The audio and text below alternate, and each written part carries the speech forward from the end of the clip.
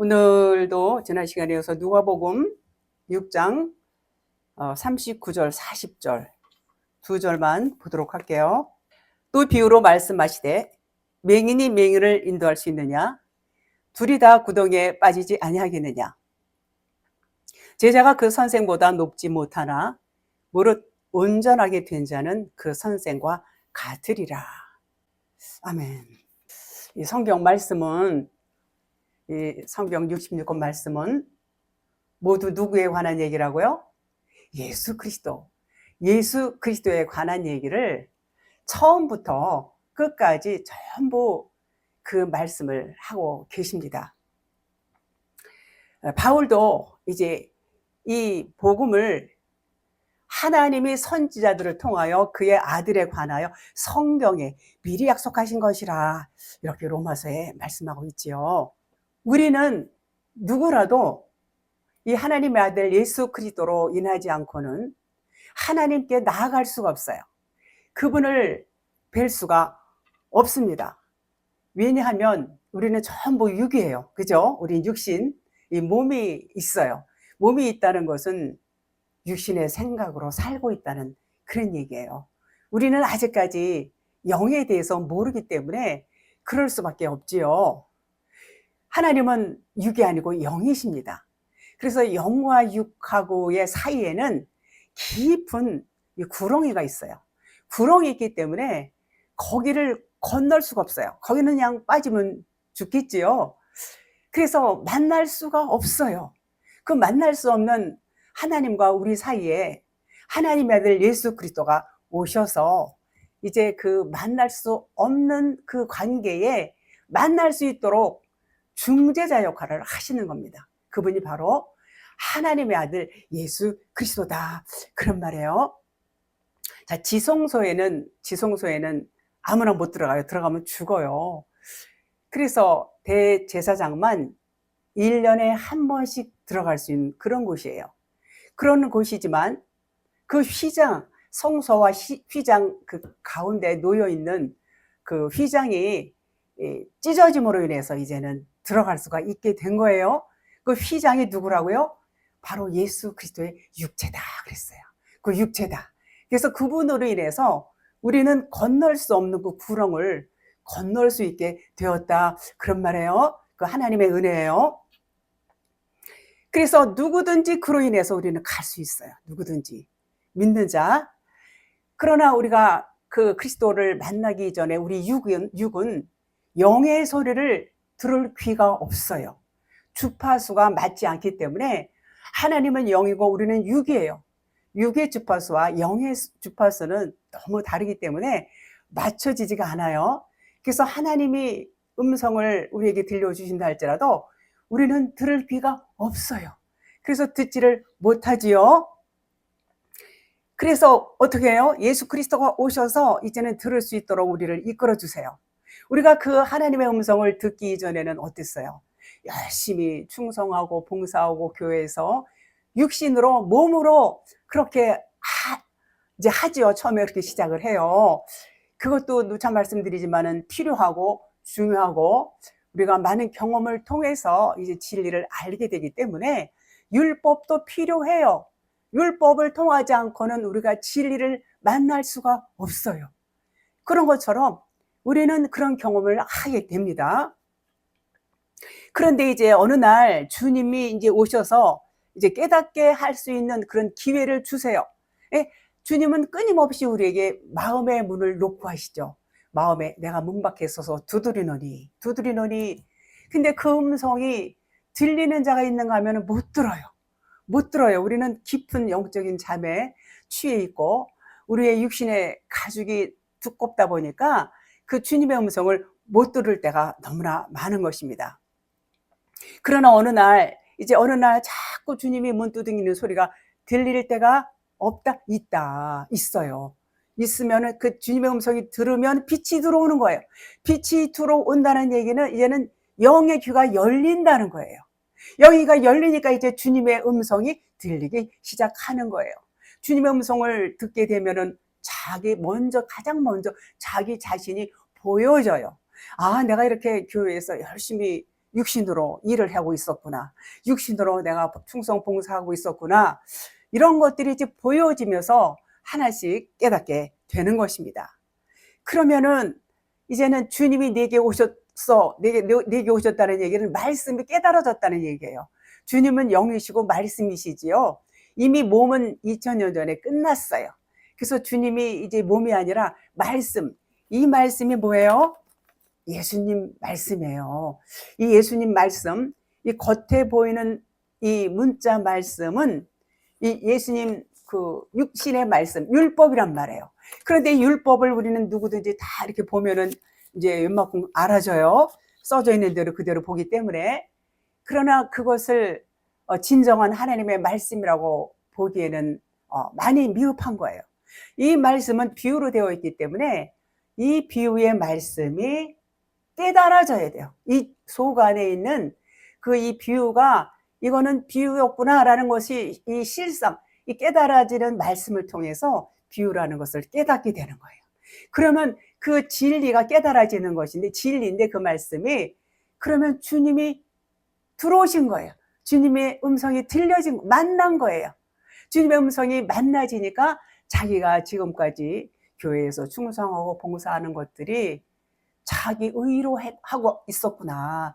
이거는 주님과는 너무나 거리가 떨어져 있는 내 생각과 내 마음과 그런 육신의 생각으로 봉사하고 내가 충성을 했구나. 이런 것이 깨달아지게 되는 것입니다. 그러면 이제는 하나님이 내게 오셨다. 주님의 말씀이 내게 왔다. 그러면은 이제는 내가 주인 노릇하고 열심히 충성 봉사하고 했지만 이제는 내가 아니라 나의 머리가 누구라고요?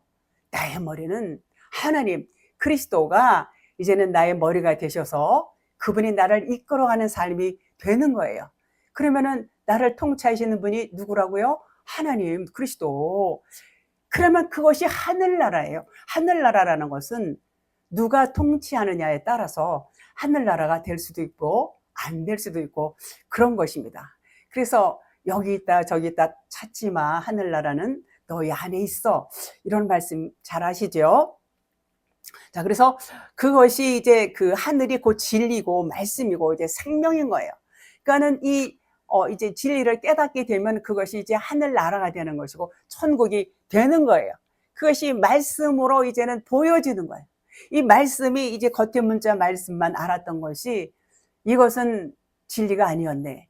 이것은 겉에 문자 말씀은 하나님의 진짜 마음이 아니었다는 것을 깨닫게 되면서 이제는 하늘나라에서 살게 되는 것입니다. 그래서 이 성경이 이 생명의 말씀이고 전부 이 말씀은 하나님의 아들에 관한 말씀이구나. 이렇게 이제 보여지고 깨달아지면서 그 하나님의 아들이 예수 그리스도, 그분은 곧 저와 여러분이 바로 하나님의 아들이 된다. 그런 말이에요. 자, 그래서 우리는 아버지를 이제는 우리가 건널 수 없는 그 구렁이를 건넜기 때문에 아버지를 만나게 되었어요. 아버지를 만나고 아버지는 뭐예요? 아버지는 생명이세요. 아버지는 생명이고 진리고 그리고 빛이고 그리고 사랑이고 그래서 그 아버지와 하나가 되는 것입니다. 우리가 하늘나라에서 살고 있어요. 하나님이 아버지가 우리를 통치하고 계신다. 그런 말인 것입니다. 자, 그래서 우리는 구원을 받으려고 부단히 애를 써요. 부단히 애를 쓰는데 우리가 애쓰고 힘쓰고 노력해서 구원이 이루어질까요? 그렇지 않습니다. 구원은 말씀이 깨달아져서 그분이 내게 와야지 돼요. 그래서 믿음과 구원은 동격이라고 제가 누차 말씀드리지요. 그분이 내 안에 들어오셔야 돼요. 들어오셔서 그래서 그 믿음이 소유격이라고 그랬어요. 그 믿음이 그리스도, 그분이 내 안에 오시는 것이 그것이 믿음이고 그분이 내 안에 오셔서 나를 통치할 때에 그것이 천국이다, 하늘나라다 이렇게 말씀을 드릴 수가 있습니다. 그래서 이 말씀을 우리가 늘 이렇게 보잖아요. 근데 이걸 그냥 표면 문자로만 본다는 것은 이 율법 말씀이에요. 그 율법에는 생명이 없어요. 그래서 그 율법 말씀이 필요해서 우리가 처음엔 다 보고 하나님이 또 보도록 이렇게 주셨어요. 그래서 일단 이것을 많이 보는 것 중요합니다. 그렇지만 여기서 깨닫지 못하면 생명을 우리가 얻을 수가 없어요. 그래서 말씀을 깨달아야 생명을 얻을 수 있다, 그런 말입니다. 생명이 없다는 얘기는 아직 주님이 안 오셨다, 그런 말이에요. 주님이 안 오셨다는 얘기는 아직 천국이 아니야, 그런 말이죠.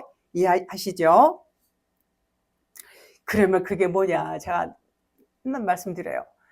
다른 게 지옥이 아니에요. 하나님이 안 계시면 그곳이 지옥이에요. 하나님과 내가 하나가 되지 못하고, 하나님이 나의 머리가 되지 못하시고, 하나님이 나를 통치하지 않으면 그곳이 지옥이다, 그런 말이에요. 그 하늘나라는 그 반대로 하나님이 나를 통치하시고 하나님이 나와 하나가 되시고, 뭐 어렵지 않지요.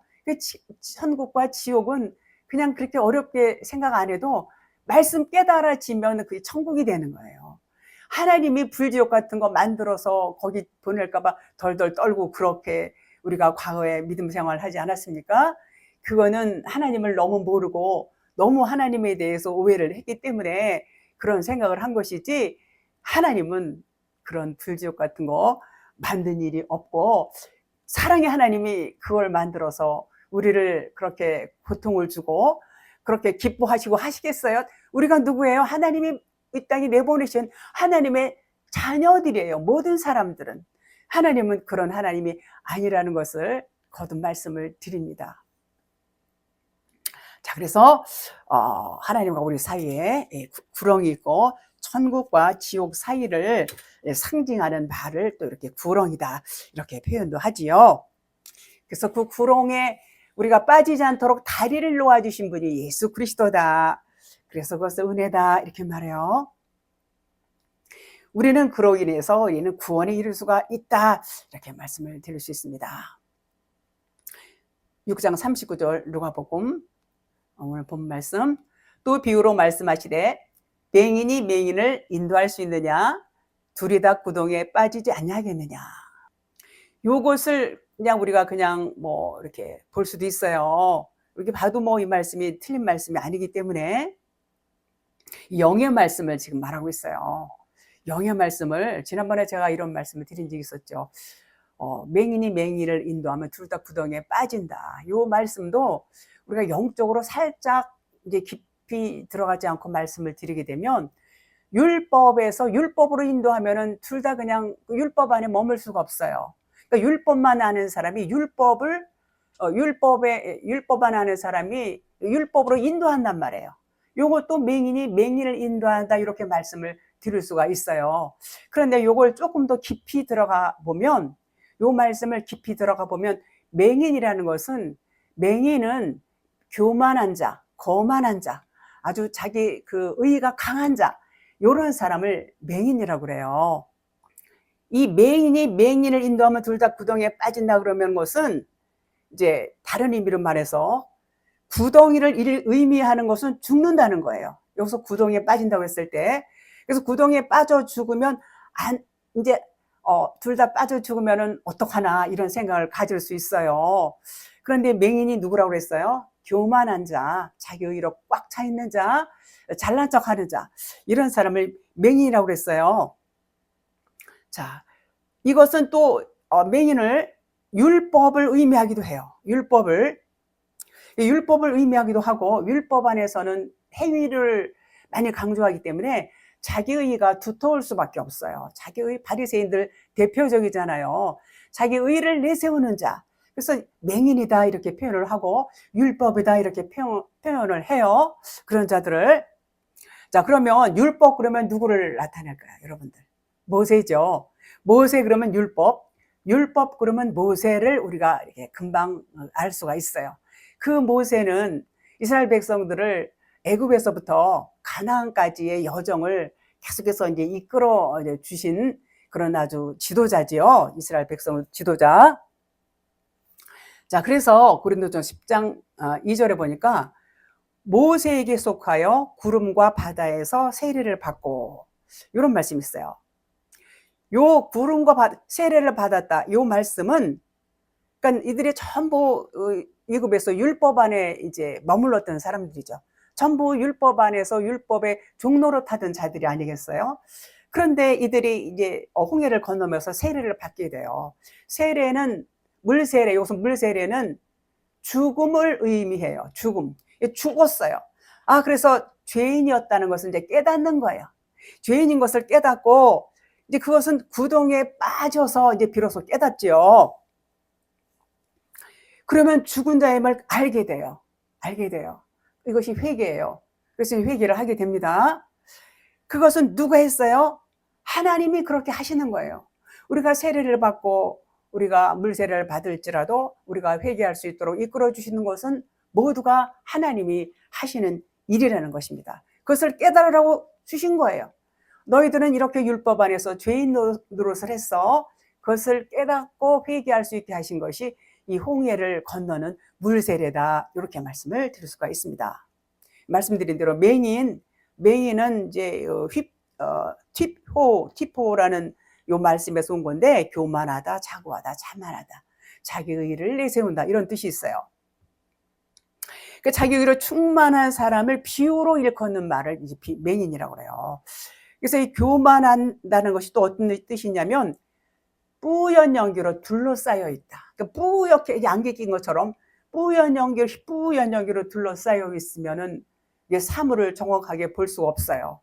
이것은 영적인 말씀이기 때문에 영적으로 우리가 하나님을 못 깨닫는 거예요. 바르게 하나님을, 올바른 하나님을 볼 수 있는 눈이 없고 귀가 없다는 거예요. 이것을 맹인이라고 그래요. 그래서 자기 생각으로 자기가 가득 차 있어요. 자기 생각, 이런 사람들은 아주 율법도 많이 알아요. 아주 지식도 충만한 사람들이에요. 아무나 뭐 그렇게 교만하고 자만하겠어요? 자기의가 강하다는 것은 그만큼 육신적인 것들에 대해서 충만한 거예요. 많이 알고 있다는 그런 의미가 소경 안에 다 들어있어요. 자, 그래서 이 구덩이라는 것은 뭐냐면 보디노스 그래서 보디노스는 땅의 구멍이에요. 땅. 여러분 땅 그러면 뭘 생각하십니까? 성경에서 땅 그러면은 우리 마음 땅을 말해요. 마음을 말해요. 땅에 구멍이 뚫렸다는 거예요. 누가요? 이 소경이. 땅에 구멍이 뚫려 있어요. 그래서 이것을 마음 구멍이라고 그래요. 자기 생각으로 살기 때문에 자기의가 충만한 사람들은 결국은 자기 마음이 전부 구멍이 뚫려 있는 거예요. 뚫려 있어요. 그러면 이 구멍은 뭐예요? 마음의 구멍이 뚫리면은 이 건강한 사람은 아니에요. 마음이 이 구멍이 뚫렸다. 그러면은 이제는 건강한 사람이 아니에요. 근데 그것을 볼 수 있는 눈이 있어야 돼. 마음 구멍에 빠져서 자기가 마음 구멍에 빠졌구나. 이 구멍에 빠졌어. 그것을 볼 수 있는 눈이 있으면 살려달라고 이제 도움을 구하겠죠. 그러면 그 살려달라는 음성을 하나님이 들으시고 도움의 손길을 이제 내미실 것이죠. 그런데 이제 이렇게 안개같이 뿌연 연기에 쌓여 있기 때문에 아직은 이 사람들이 그 하나님의 음성을 듣지를 못해요. 그래서 구덩이에 빠져야 된다는 얘기는 빠져야 살려달라는 말이 나와요. 빠지지 않으면은 뭐 그냥 잘 나가면은 내가 이렇게 건강해서 내가 뭐 모든 것들이 일들이 다 잘 풀리고, 그러니까 자기가 교만한지, 자기가 소경인지, 자기가 지금 구덩이에 빠져야 되는데도 불구하고 사실은 구덩이에요, 거기가. 근데 깨닫지를 못하는 거예요. 못 깨달으면 도움을 구할 수가 없어요. 도움을 구할 수 없으면 받을 수가 없다는 얘기인 것입니다. 그래서 빨리 깨닫는 게 굉장히 중요해요. 그래서 이제 맹인을 인도한다. 그런 얘기는 뭐냐면, 둘 다 이제 구덩이에 빠진다는 얘기는 교만한 사람들, 너도 교만하고 나도 교만하고 서로 잘난 척해. 자기의가 너무 강해. 그러다 보면 어떠겠어요? 밖에서 싸움도 일어나겠지요. 우리 생각이지만 자기 의로운 사람들끼리 만난다면은 서로 의롭게 얘기를 한다면 그것이 평안이 올 텐데, 이 불의한 사람들, 자기 교만이 꽉 차 있는 사람들, 진리가 없는 사람들끼리 만나면은 뭐 싸움도 하고 뭐 서로 잘난 척하고 그러면서 뭘 느끼겠어요? 저 사람을 보면서 나를 보는 거예요. 그래서 서로가 상대방을 보면서 자기 자신을 보게 되는 겁니다. 그러면 이제 깨달음이 와요. 우리가 구덩이에 빠졌구나. 그렇게 하면서 도움의 요청을 하게 되는 것입니다. 아, 살려달라고. 우리는 죽은 자구나. 당신이나 나나 피차에 우리는 정말 이것은 아니야 라는 것을 깨닫기 위해서 그 구덩이라는 것은 아주 필요해요. 그 마음 구덩이. 그렇습니다. 맹인이 이제 맹인을 구덩이, 그래서 구덩이에 빠지는 것이 좋은 거예요. 구덩이에 빠지는 것이 좋은 거예요. 그래서 살려주세요 회개할 수 있는 그 길이 열리지요. 서로 이제 보면서 자신을 보고 이제 깨닫게 되는 것입니다. 마태복음 12장 11절. 예수께서 이르시되 너희 중에 어떤 사람이 양 한 마리가 있어 안식일에 구덩이에 빠졌으면 끌어내지 않겠느냐. 12절. 사람이 양보다 얼마나 더 귀하냐. 그러므로 안식일에 선을 행하는 것이 옳으니라 하시고. 안식일은요 그냥 일 안 하고 놀고 쉬고 이렇게 보통 생각하지 않아요? 그래서 뭐 일주일 뭐 5일 동안 일하고 이틀을 쉬고 뭐 요즘은 그러죠. 전에는 6일 일하고 하루 쉬었지만 이런 개념이 아니에요. 안식일은 그런 개념이 아니에요. 자, 안식일은 이제 구덩이에 빠진 자, 여기서 말씀하시잖아요. 선을 행하는 것이 옳으니라 안식일에 이렇게 말씀하세요. 그러니까 안식일에 구덩이에 빠진 자를 꺼내주는 것은 너무 당연하다 그런 말이에요. 그런데 바리새인들은 어땠어요? 안식일에도 일을 한다 이제 뭐라 그러죠. 그들은 안식일을 지키는 데만 생각이 딱 이렇게 꽂혀 있었기 때문에 진리를 모르니까 이제 그런 것입니다. 그러나 예수님이 이제 알려주는 거예요, 이들에게. 안식일에 생명을 살리는 것은 선을 행하는 일이야. 이 말씀드린 대로 선을 행하는 것이 옳으니라 이렇게 말씀을 하셨습니다. 이 바리새인들은 율법주의자, 겉만 알고 속은 몰라요. 그러니까 주님이 깨닫게 하기 위해서 비유로 이렇게 진리를 설명하시는 것입니다. 그러나 어때요? 깨닫지를 못하고 있어요. 13절. 이에 그 사람에게 이르시되 손을 내밀라 하시니 그가 내밀매 다른 손과 같이 회복되어 성하더라. 이렇게 고쳐준단 말이에요. 예수님이 고쳐주시죠. 이게 안식일에 하는 일이에요. 그래서 안식일에 선을 행함이 옳다 이렇게 말씀하셨어요. 그러니까 구덩이에 빠진 양을 꺼내주는 거예요. 이건 너무나 당연한 일이고 이것을 가르쳐 주느라고 이제 보여주시죠. 여러분과 제가 지금 구덩이에 빠졌는지 아니면 구덩이에서 건짐 받았는지 이제 말씀을 들으면서 우리는 그걸 깨달을 수가 있어야 돼요.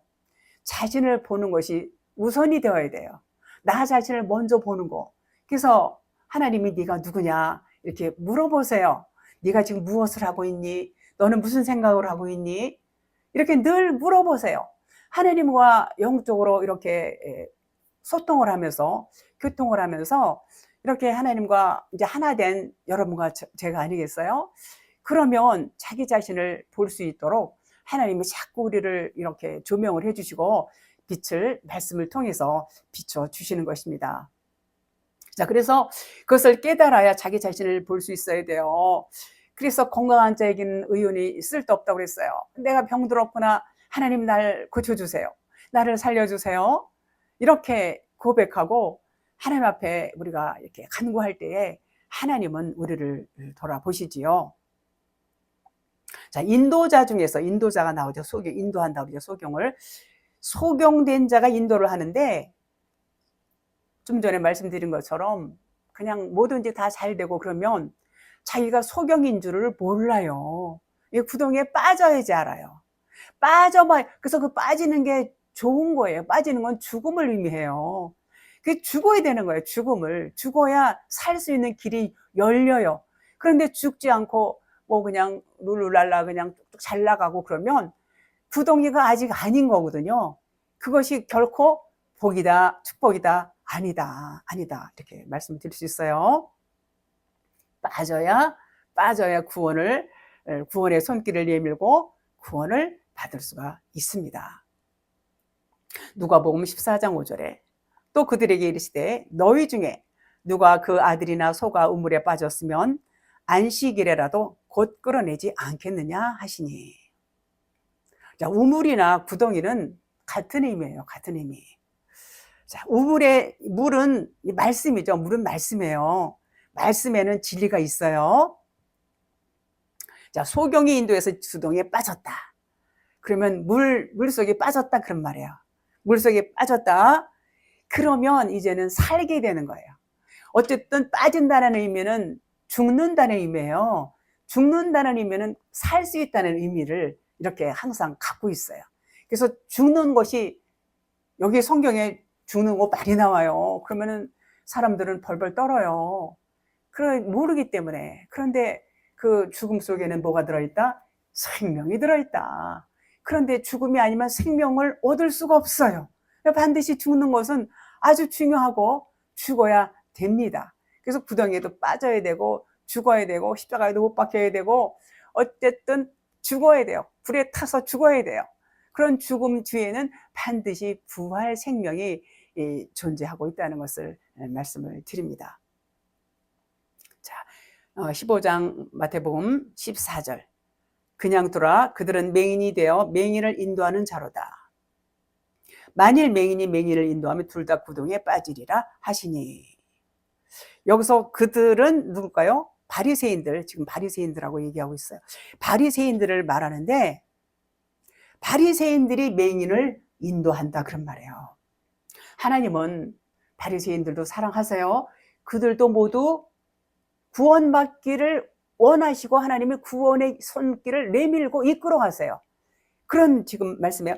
그냥 두라는 것은 이 바리새인 율법주의자들은 구덩이에 빠져야 된다는 얘기예요. 너희가 소경이잖아. 그래서 소경을 인도하잖아. 둘 다 빠져야 돼. 그래야 너희들이 구원받을 수 있어. 그런 말씀을 지금 하는 거예요. 그러니까 빠질 때까지 그냥 두라.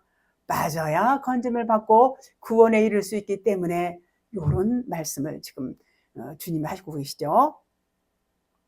요한복음 9장 1절. 예수께서 길을 가실 때 날 때부터 맹인된 사람을 보신지라. 여기서 길을 가신다는 의미는 광야를 말씀하고 있어요. 광야길을 의미하고 있어요. 광야길을 이제 가다가 광야에서 맹인을 본 거예요. 자, 맹인이다 그러면은 말씀드렸죠. 교만하고 자만하고 이렇게 온전하지 못한 사람을 지금 의미한다고 말씀을 드렸어요. 2절에 제자들이 물어 이르되 라삐여 선생이여 이 사람이 맹인으로 난 것이 누구의 죄로 인함이니까? 자기니까 그의 부모니까? 자, 제자들이 묻는 것은 겉으로 보고 묻는 거예요. 아니 저 맹인들이 그러니까 죄로 인해서 맹인이 된 것이 아닌가 이렇게 지금 물어보는 거예요. 지금 그러니까 주님이 뭐라고 그러셨어요? 그 다음에 이제 보면은 누구의 죄도 아니라고 하는 말씀이 이제 나오죠. 이건 지금 영적인 말씀을 하고 있어요. 지금 영적인 말씀. 우리도 처음에는 다 소경이고 맹인이에요. 다 우리도 바리새인들이고 그렇지 않은 사람 없어요. 다 육신의 사람이란 말이에요. 육신적으로만 볼 수밖에 없고 육신의 생각과 율법적인 사고, 선악 기준 전부 그 세상 그 가치관 이런 것으로 우리는 이렇게 세뇌되어 있고 고착되어 있기 때문에 우리가 말씀을 봐도 그런 차원으로밖에 못 봐요. 못 보고 소경, 눈 먼 사람, 소경인다 하면 당연히 구덩이에 빠지지. 이렇게밖에 못 보는 우리 시각들이 아니었습니까? 그런데 주님은 그것을 지금 진리를 풀어주시는 말씀을 하고 있는 거예요. 제자들도 똑같이 육신의 눈으로 그렇게 보고 말하고 있어요. 그래서 육신으로 충만하고 자기 의와 교만이 다 가득해. 모든 사람들 다 그래요. 그러고 살아요. 거기서 이제 내가 소경이었네 깨달은 사람은 이제 복받은 사람이고 그거 모르고 사는 사람들이 너무나 아직도 많지요. 영적으로 눈이 어두운 것을 소경이다 그렇게 말해요. 하나님을 못 봐요.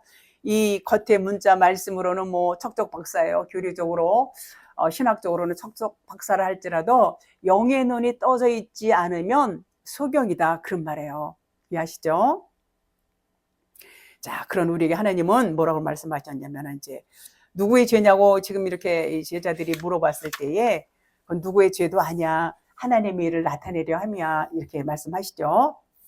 자, 하나님의 일을 나타낸다 하는 것은 이제는 눈이 떠진다는 얘기예요. 이제 눈을 떠주게 해주시겠다. 너희들이 눈이 지금 그냥 소경으로 눈이 이렇게 감겨 있잖아. 진리도 모르고 하나님도 모르고. 그런데 이제 그것을 떠주게 하겠다. 그런 말이죠. 이게 하나님의 방법이에요. 하나님의 말씀을 똑바로 깨닫는 자는 영의 눈이 열린 자예요. 근데 하나님의 말씀을 겉에 문자밖에 모르면 아직 소경이에요. 아직 눈이 열리지 않았어요. 그래서 겉에 것만 알아. 율법만 알아요. 진리를 모르는 상태.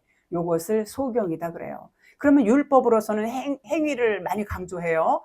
그리고 행위를 강조한다는 것은 의를 나타내기를, 의가 쌓여지는 것을 또 이렇게 또 본인이 이제 스스로 그 자기 의를 쌓게 만들 수밖에 없도록 율법 말씀을 통해서 그렇게 되어져 간단 말이에요.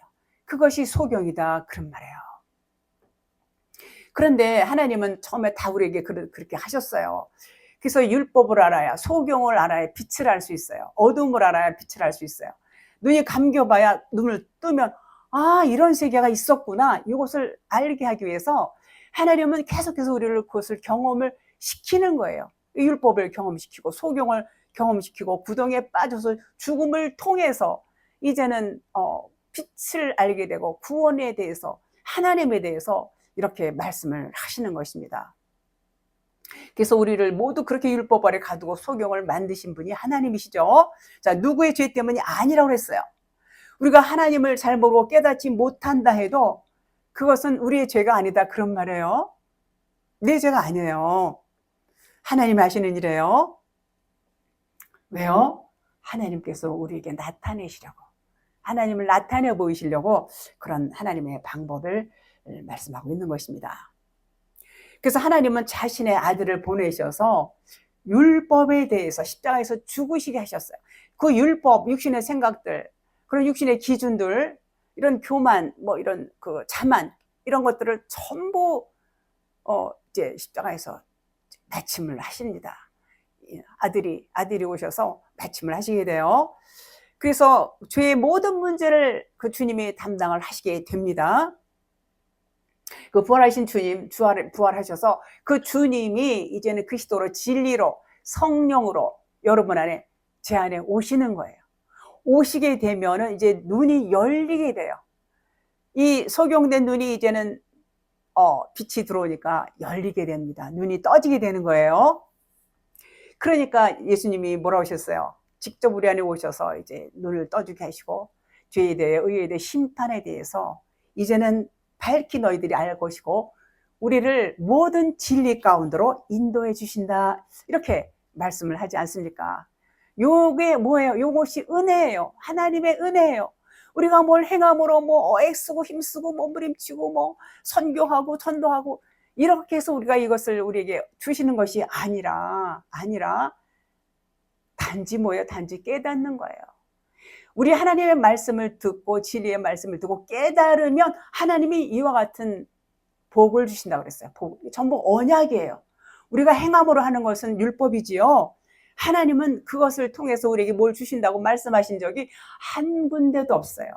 한 군데도 없어요. 전부 말씀을 듣고 깨달아서 그 말씀이 내 안에 새겨지는 거예요. 내 안에 그 말씀이 진리로 세워지고 이렇게 하는 것도 하나님이 하시고 그것이 하나님의 뜻이다 그런 말이에요. 그러니까 이것이 전부 하나님의 은혜고, 정말 우리를 죄인으로 율법 안에 가둔 것도 하나님이시고 거기서 꺼내주시는 것도 하나님이 꺼내주신다 이렇게 말씀하시고, 그 일을 계속해서 여러분에게, 제에게, 또 다른 분들에게도 그 일을 하시는 겁니다. 그것이 하나님이 하시는 일이에요.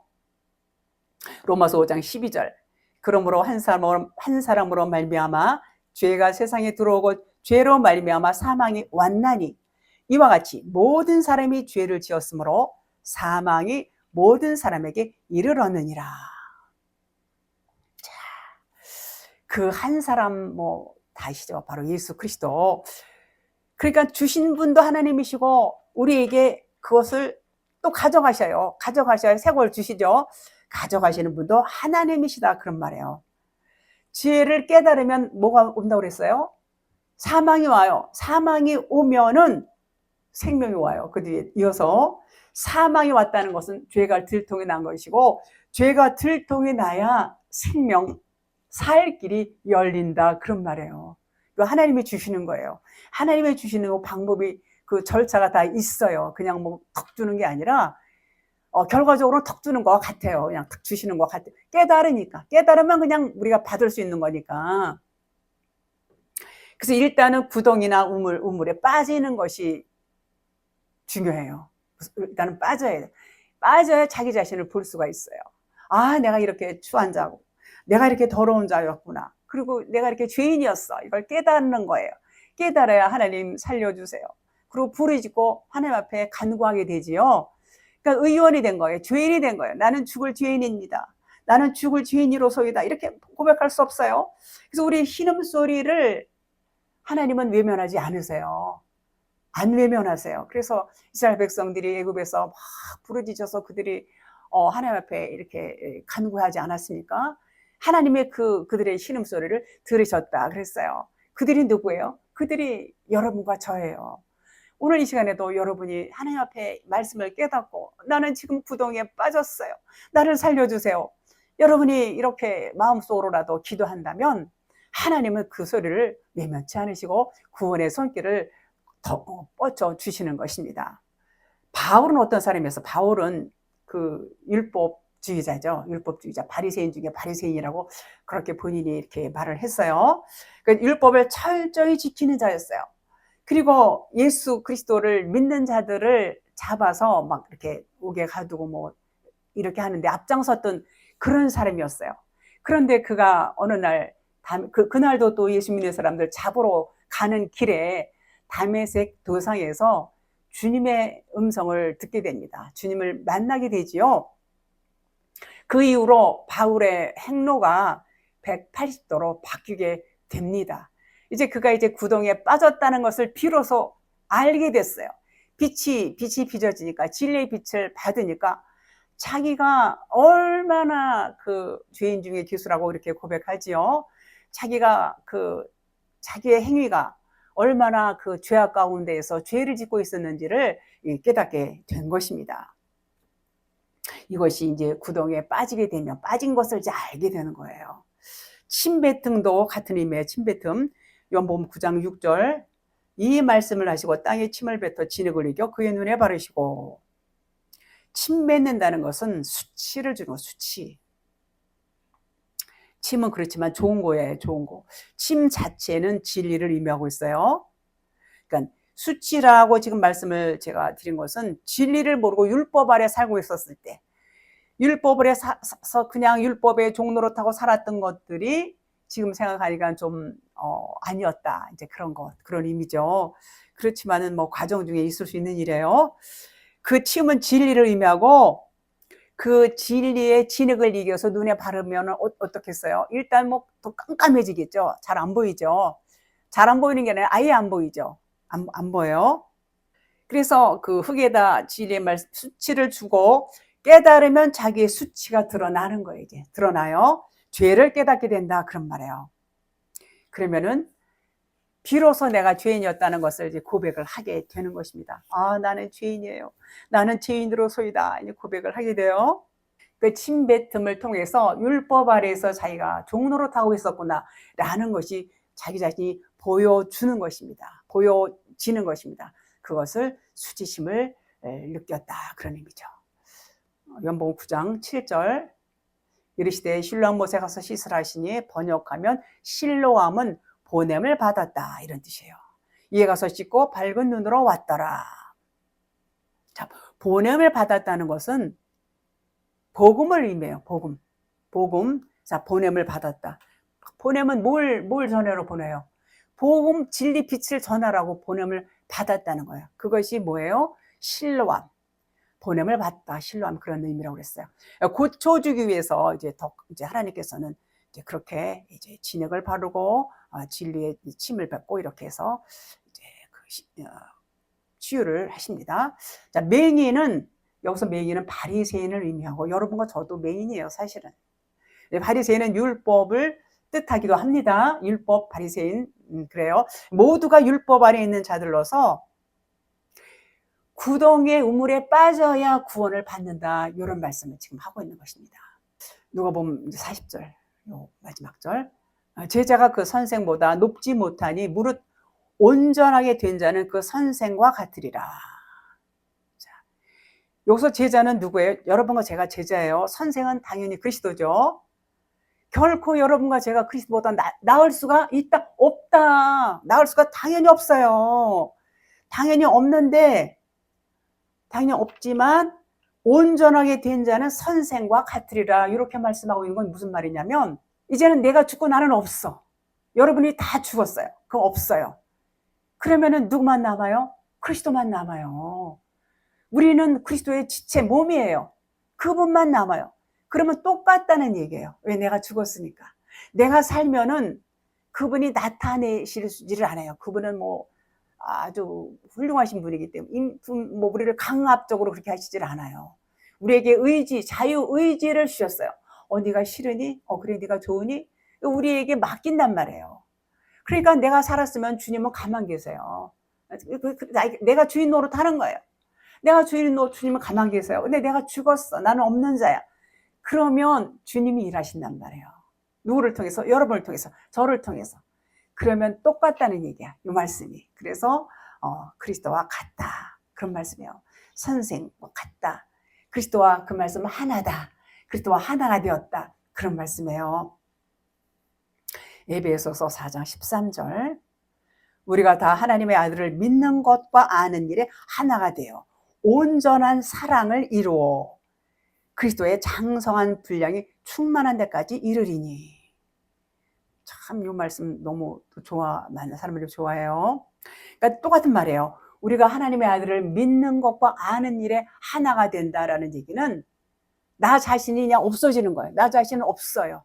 내가 없으면 그분이 마음껏 우리를 주장하시고 우리를 하나님 뜻대로 우리를 사용하신단 말이에요.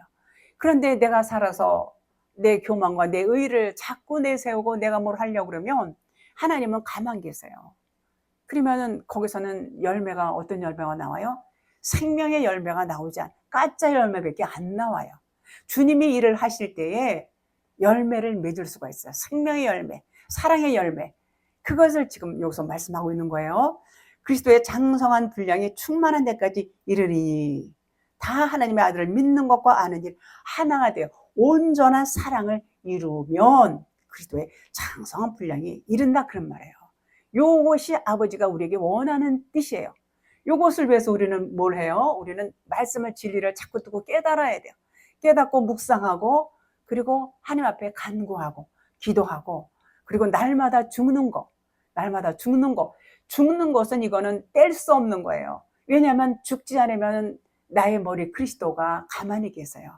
그분이 일하실 수 있게 하시려면 내가 죽은 자가 되어야 된다, 그런 말이에요. 에베소 4장 14절.